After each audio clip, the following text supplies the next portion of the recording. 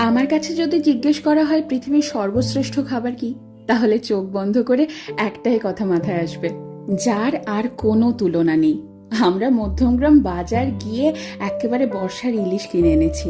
একটু নুন আর হলুদ মাখিয়ে সর্ষের তেলে ভেজে নিয়েই সাথে গরম ভাত, কাঁচা লঙ্কা আর ইলিশ মাছ ভাজার তেল। সত্যি কথা বলো, বাঙালির কি আর কিছু লাগে? এই দিয়ে তো পুরো প্লেট খালি। আমার মা যেহেতু স্কুল শিক্ষিকা, তাই অনেক সময় এমন হয়েছে ঘটা করে রান্না করার সময়ই পাইনি।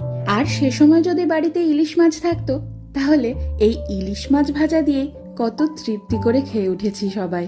আমার এই বাড়িতে বাবা মা এসেছে, আর সেই তৃপ্তি করে খাওয়ানোর সুযোগটা এবার আমি পেয়েছি।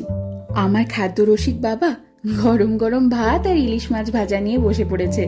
দেখো কত মজা করে খাচ্ছে, দেখেও যেন তৃপ্তি আসছে আমার।